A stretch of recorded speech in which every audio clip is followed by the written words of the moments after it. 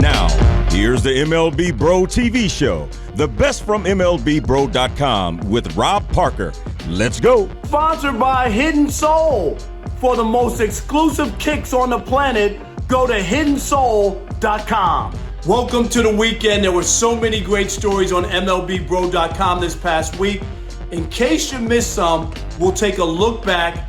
Let's start here. Giants PA announcer Rennell Brooks Moon is featured on sister broadcasters with Tim McCain. So, what got you into baseball? When did you first fall in love with baseball? My earliest memory is like 2 years old at Candlestick Park. My papa, huge baseball fan, Negro Leagues, Major League Baseball. My mom is their only child. So he passed down his passion for baseball to her, taught her how to score. So she's got it from her daddy. I got it from my mama. Yes. And really, Timothy, it's just, we are such a baseball family. My brother had dreams of being a major league pitcher. I remember as a little girl following him all over the Central Valley, going to all of his tournaments and everything. It's just what we did every summer. It's just, I thought every family did that. A bro you need to know is Pittsburgh Pirates legend Willie Stargell. That's right, Pops. Stargell, who was nicknamed Pops, broke in with the Pittsburgh Pirates in 1962. He batted .282 for his career, had over 2,200 hits with 475 home runs and 1,540 runs batted in. He led the National League in home runs in 1971 and 1973. He led the National League in runs batted in 1973. Most remember Stargell and that We Are Family 1979 Pittsburgh Pirates team that won the World Series. Stargell was the star. He was the National League MVP that year in 1979. He also won the National League Championship Series MVP and the World Series MVP of 1979. On First to Third, David Grubb talks about the return of Mets starter Taijuan Walker. On May 5th, Mets pitcher Ty Walker stepped off the mound after getting rocked for 6 earned runs in 4 innings against the Phillies. But since then, the 29-year-old righty has been looking a lot more like the man who was an all-star last season. Over his last 3 starts, we've witnessed the rise of Ty Walker as he's gone 2-0 with just 3 runs allowed over his last 19 innings. And Sunday just might have been his best performance of the season.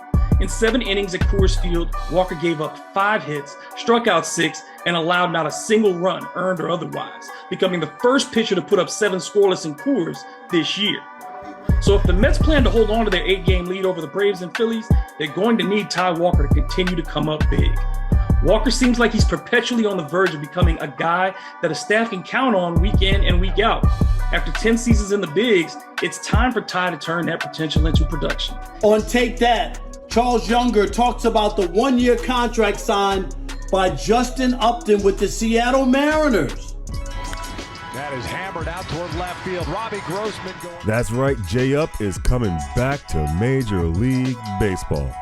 As reported by Bob Nightingale, the Seattle Mariners signed outfielder Justin Upton and will pay off the remaining $550,000 of his $28 million contract after Upton was released by the Los Angeles Angels during spring training. Yesterday trying to change it here as he lifts this But releasing Upton made no sense. He was having a great spring. In 7 spring games, Upton batted .333 with 3 homers and 11 RBI with an on-base of .474 and a slugged .933. With the addition of J-Up, the Seattle Mariners have the best black and brown outfield in all of Major League Baseball. Let that sink in. Mark and Manny have the latest edition of Debatable, and yes, they get after it. Joke or diss when it comes to Josh Donaldson, saying he was joking around with his boy, Tim Anderson. Nah, first and foremost, if you got to explain an inside joke, the joke already failed. So I don't buy the whole joke aspect of it. I think it was a diss. I think Josh Donaldson knew what he was doing. And that's some clown stuff right there. I would say another word, but I'll try to keep it PG for the kids out there. That's some clown stuff right there, man. First and foremost, Jackie Robinson isn't a butt of anybody's jokes. I guess you would say it's a diss, and this is where there is no debate. It was a diss.